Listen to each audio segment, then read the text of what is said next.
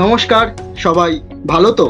Minute খানেক সঙ্গে সূর্যর আরও একটা নতুন এপিসোডে আপনাদের সকলকে স্বাগত। আর আজকে আমার অতিথি লেখক শুভঙ্কর। আজ ফাইনালি তোমাকে আমরা পেয়েছি অনেকবার বলার পর। শুভঙ্কর, কেমন আছো? ভালো আছি, তুমি কেমন আছো? ভালো, বেশ। তোমাকে আজকে আমরা পেয়েছি। তোমাকে 2 মিনিট সময় দেব, প্রশ্ন থাকবে 12। 2 মিনিট সময় দেব, প্রশ্ন থাকবে 12। একটা প্রশ্নের উত্তর তুমি স্কিপ করতে পারো। ওকে? ওকে, তাহলে তুমি রেডি? হ্যাঁ একদম। ওকে, তোমার প্রথম প্রশ্ন হচ্ছে, তোমার গল্প পাবলিশ হওয়ার পর আগে তুমি ইউটিউবে কমেন্ট দেখো নাকি আগে গল্পটা শোনো? আগে আমি গল্পটা শুনি আর Okay. তারপর অবশ্যই কমেন্ট গুলো দেখি। নেক্সট, তোমার অর্ধাঙ্গিনী তোমাকে লেখক হিসাবে কতটা সাপোর্ট করে? অনেকটাই, মোটামুটি, একদমই না? না, সাপোর্ট করে, অবশ্যই সাপোর্ট করে। তোমার প্রিয় লেখক কে? এইচপি লাভক্রাফট, আর বাংলার মধ্যে বললে অবশ্যই সত্যজিৎ রায়। নেক্সট, ন্যারেটর সূর্য নাকি পুষ্পিতা? ন্যারেটর হিসাবে কে ভালো?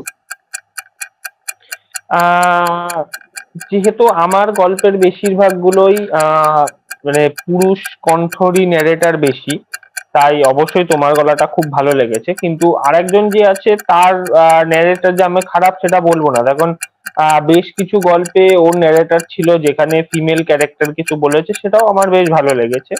নিজের গল্প ছাড়া এখনো পাবলিশ হওয়া তোমার কোন গল্পটা সব থেকে বেশি ভালো লেগেছে? আমার অপার্থিবের জীবন তৃষ্ণাটা খুব ভালো লেগেছে। ওটা অ্যাকচুয়ালি বেশ ভালো গল্প, এবং এডিটিংটাও খুব ভালো হয়েছে, গল্পের স্টোরিটাও খুব ভালো। বেশ বেশ। নেক্সট হচ্ছে, ভবিষ্যতে সাসপেন্স নাইটের ডিরেক্টর বা এডিটর কোনো একটা হতেই হলে কোনটাকে বেছে নেবে? ডিরেক্টর বা এডিটর কোনো কিছু সম্পর্কে আমার বিশেষ কোনো নলেজ নেই। আমি লেখক, আমার লিখতে ভালো লাগে, এটাই। ওকে, নেক্সট হচ্ছে, লেখক সূর্য নাকি ডিরেক্টর সূর্য? লেখক হিসাবে তুমি খুবই ভালো, তবে আমার মনে হয় তুমি ডিরেক্টর হিসাবে তার থেকেও আরো অনেক বেশি ভালো। সাসপেন্স নাইট আর সানডে সাসপেন্স ছাড়া তোমার পছন্দের একটা অডিও স্টোরি ইউটিউবের চ্যানেল? আচ্ছা, এইটা না একটু কঠিন হয়ে যাচ্ছে, তবে মীর আফসার মানে গপ্প মীরের ঠেকটা আমার খুবই ভালো লাগে, ওদের গল্পগুলো অবশ্যই প্রফেশনাল। আর আরেকটা বলতে গেলে আরও কিছু চ্যানেল আছে, থ্রিলার ল্যান্ড, থ্রিলার স্টুডিও, এগুলোর গল্পগুলো আমার অন্তত বেশ ভালো লেগেছে। তবে আমি সত্যি কথা বলতে অডিও স্টোরি শুনতে একটু কমই পছন্দ করে, আমি পড়তে বেশি ভালোবাসি। ভূত ছাড়া ভয় লাগে আর কোন জিনিসে? ভূতে আমার অতটা বেশি ভয় লাগে না, সত্যি কথা বলতে মানুষেই আমার সব থেকে বেশি ভয় লাগে। খুব ভালো উত্তর, খুব ভালো উত্তর। আচ্ছা, তোমার সঙ্গে কখনো কোনো প্যারানর্মাল ঘটনা ঘটেছে?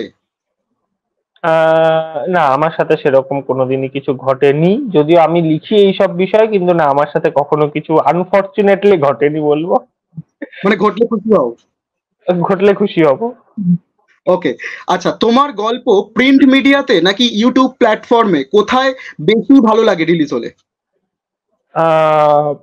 সত্যি কথা বলতে প্রিন্ট মিডিয়াতে বেরোলে আমার বেশি ভালো লাগে, তবে এমন নয় যে অডিও স্টোরি আমার ভালো লাগে না, ওটা অবশ্যই ভালো লাগে। দেখুন, ওটা হয়তো আরো বেশি অডিয়েন্সের কাছে পৌঁছতে পারে অ্যাজ এ অডিয়েন্স, মানে অ্যাজ এ অডিও স্টোরি, মানে এইখানেও গল্প অন্তত 400-500 লোক শুনছে।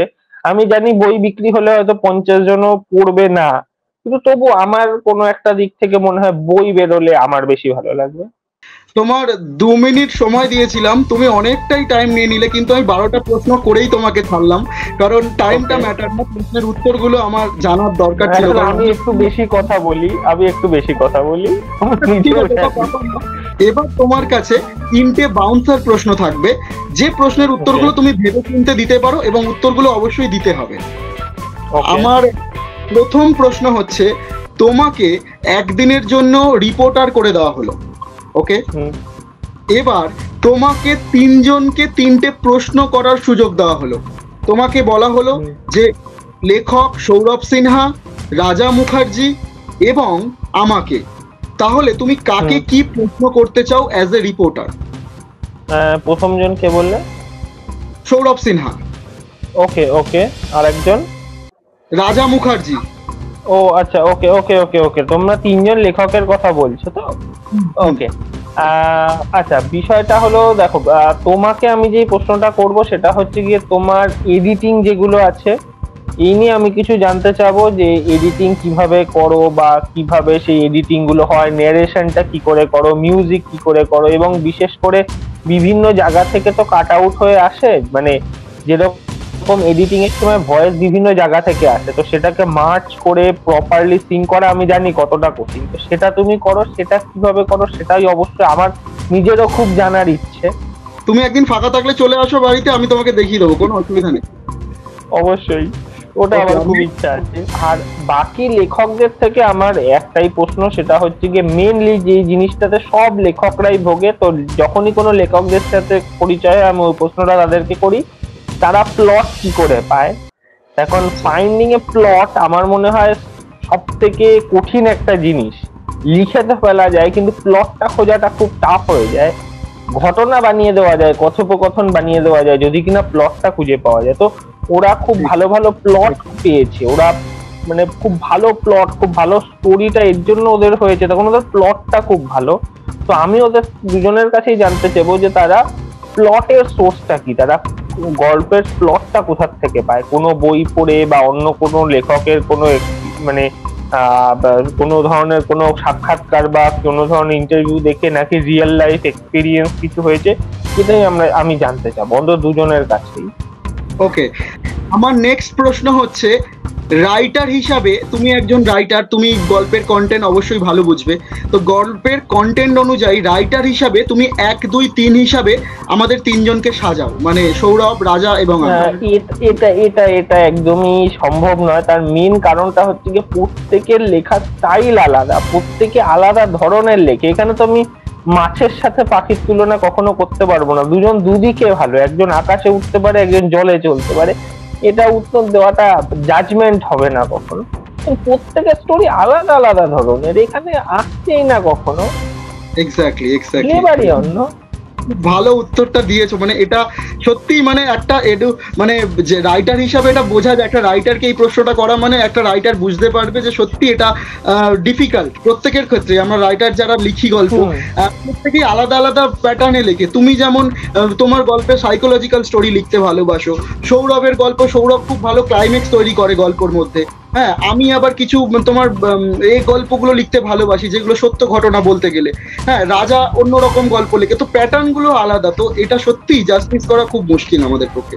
যাই হোক, তোমার বাউন্সার প্রশ্ন হচ্ছে খুব ইন্টারেস্টিং একটা প্রশ্ন, সেটা হচ্ছে তোমাকে একটা মুন্ডুমালা দেওয়া হলো, মানে মুন্ডমালা যেটা হয়, তোমাকে দেওয়া হলো মরার যে খই আর পয়সা ছড়ানো হয়, সেই 1 মুঠো খই আর পয়সা, আর হচ্ছে তোমাকে ওই মরারই মৃতদেহের থেকে 1 টুকরো কাপড় দেওয়া হলো।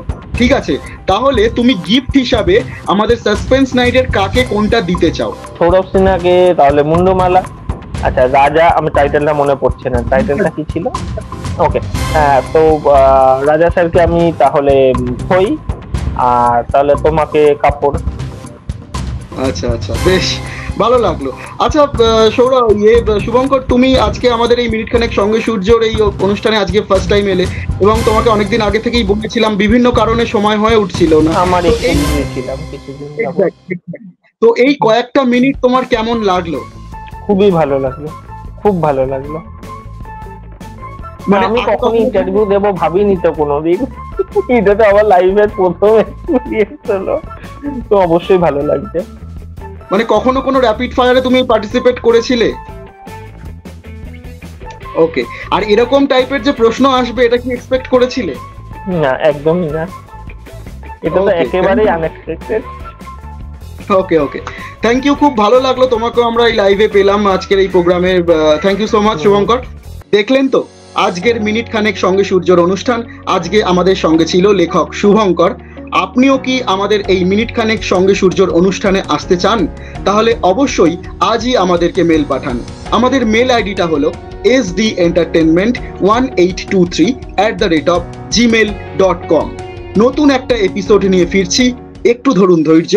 নতুন আরো একটা এপিসোড নিয়ে ফিরছি, একটু ধরুন ধৈর্য। আজকের মতো এখানেই শেষ করছি। দেখতে থাকুন মিনিট খানেক সঙ্গে সূর্য। ধন্যবাদ।